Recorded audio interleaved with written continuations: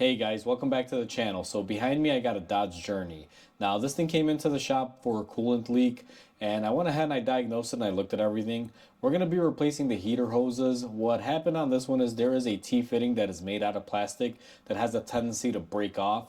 And what I'm going to do is I'll show you guys before we replace it. Let me get you guys set up in the engine bay. Alright guys, so I have you guys in my hand and I'm going to carry you guys through the engine bay. Now the lighting isn't the greatest here guys, but what broke is right here. If you guys look at that connector, it moves and you guys can see it goes into this plastic T here. A lot of these have this issue where they break right there. It is a very common issue. Let me take you over to the bench and show you on the new part exactly what I'm referring to. Now we're at the bench. Now this is our new heater hose assembly. I will give you guys a tip. This is not sold separately. You got to buy everything here. Chrysler makes you buy it as one whole unit. Now the part that broke on our car is one of these fittings right here. If you guys notice, is this will go to the firewall for the heat. This is the heater core hose. And what they do here is they mold this into this little plastic T connector. Whereas here they just use clamps to slice it in. Now if they had just designed this to just be an actual T-fitting with a clamp here, this would be a lot easier because you could just buy the T-fitting and replace it. Now you could still technically get a T-fitting and cut this hose off and put it on there and work it that way. But to be honest with you, I wouldn't do that on a customer's vehicle. If Chrysler designed it this way, I'm going to be replacing it with a Chrysler part. But if they made this serviceable, it would have been a lot better, guys. Okay guys, so this is probably the best angle that I could get you guys in there. Now what we're going to be doing is we got to get this whole assembly off. Where we are going to start off with this, and this thing's pretty deep inside the engine bay so I can't really point at it, but I'll use my little tool here. What you're going to want to unhook here first is your bottom hose that goes to your heater core and your upper hose that goes to your heater core, and we're going to go ahead and pull those out. Now you got to be careful and gentle when you pull these out, guys. Since we are replacing them, if I take the clamps off and these things are being stubborn and not coming off, I'm going to take a razor blade and just kind of slice them off and peel them back like a orange skin, just to get them off there safely, because you do not want to damage the heater core that's right behind here. You want to be as gentle as you can be with them. So once I have that done, I'll be back with you guys and I'll show you the next step. Okay guys, so now you guys can see I got my heater core hoses off of there. If you guys follow the lines here, I'll just kind of use this as an example. You notice that there's these two lines attached here. Now these two lines, what they do is, let me pull the camera back, they attach right here to the engine. There's one here and one there. You guys can see them right there. You want to go ahead and take those clamps off and work that hose loose. Now what I want to show you guys, if I could get my lighting in here correctly, this top hose comes brand new with your new kit. The bottom one does not, so you got to unhook that carefully. You got to reuse that bottom hose. Alright guys, so I went ahead and I removed my top hose here. My bottom hose I was actually able to disconnect, and I kind of have it grouped up here because it had a little bit of coolant coming out of it. Even though I drained it, some coolant still remains, so not to make a mess, I just looped it up here until I'm ready to use it. It's very easy to take off here because it's plastic. It came off really easy. On this plastic piece, you got to be very careful. You do not want to break off that end that goes to the water outlet. Otherwise, you will be replacing the water outlet. So be very mindful of that, guys. Alright, guys. So now we're up and underneath the car. Our lines that go from top basically come down here and they attach right here. Now, this car has a rear heater AC unit. That's what these lines are that are underneath the car. So what we're going to have to do here, and I'm not going to record this, so I'm just going to explain to you guys what I'm going to be doing. If you look right up here, you'll see a little plastic bracket, and there's a little bolt there that holds the cluster of pipes to the body. I'm going to go ahead and loosen that up because it came with our new pipes. And then what we're going to do is remove our AC lines from the bottom and unclip it. And then we're going to remove our lines here, and that'll get our old assembly out. Now, just to kind of show you guys as a visual reference so you guys know exactly what I'm referring to, let me put you guys down here on my bench. And right here is the part that goes down. This is the bracket that attaches. Now you can see that these lines come with the bracket, and then my AC lines will clip up underneath here. So this clip is open. I'm going to disconnect it. These are very easy. You just kind of get in there with a screwdriver and pop it open. Pops open. And that's where your AC lines will go, guys.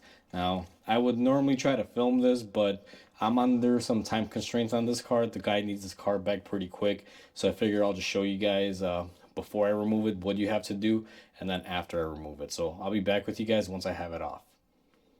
Okay guys, so I went ahead and I got my new lines installed, and I do want to tell you this can be very challenging. What is the challenging part on this? If you kind of go up there, this whole bracket and clip system that holds all the lines together on the frame rail, that thing fought me tooth and nail. It wasn't horrible, but you really got to get a little bit handsy with it and, you know, kind of come up with a creative solution. What I wound up doing was I had to unclip my two clips here that hold my lines on the body just to kind of give me a little bit more flex.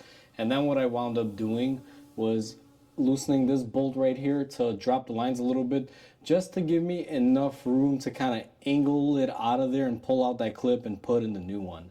After I was able to do that, the lines and everything went on easily, but that clip will fight you. Just kind of give you guys a heads up on it.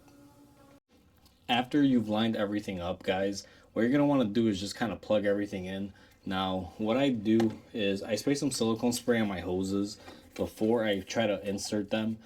These can be a little tough to put on when they're brand new. And what I do is just kind of soak them in some silicone there, just like that, just spray them, and they go on very, very easily. Now, I'm going to do the same thing here. Sorry, I'm kind of stretching out over the engine bay here, guys. This is not the most favorable position to be in. So that's why you guys kind of hear me struggling, because I'm kind of over the engine bay. It's a very tight thing. Things are poking me. It's very difficult to get in there. So once you have those in there, you'll notice that they give you these little yellow connectors. All you're supposed to do is just grab something and pull it up, and it'll lock the connector on there. So let's do the same thing on the bottom here, guys. And there you go. So now our heater hoses are connected where they should be. Now that you got your heater core hoses attached to your firewall, the last step in this is to attach your engine hoses. Now, my bottom hose is up here. I kind of curled it up and out of the way because it was leaking some fluid. So what I'm going to do is go ahead and attach that one. Now, same thing goes with this one, guys. I'm going to spray some silicone spray on there and see if I could get it in there. I'm going to try to do it live on camera. Let's see here. Alright, so just spray that end, and then we spray this end, and let's see if she'll go together. Okay, there you go, like butter. And then once we have that end in place, we're going to grab our new one and go ahead and insert it up here. Now, I don't know why they give me a new upper hose, but they don't give me the bottom hose, guys. This is very weird. You think for the amount of money that you paid, they'd give you both of these lines, but they don't. It is what it is at this point. Very weird the way they set that up. So we're gonna go ahead and clip these two together. They kind of clip right there. I don't know if you guys saw I removed the old one. We're just going to push it in. It has my glove, but I was able to get it out. And once you have that done, you're going to want to pull your yellow tab to lock your new line into place.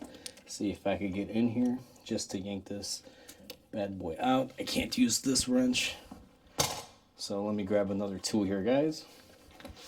Alrighty, grab my pocket screwdriver and just pull up. Now that is set in there, and the only other hose clamp that I have to install would be the one that connects the lower line to that junction. So let me grab my special pliers here and just put that hose clamp on there, and there you go, she is all set.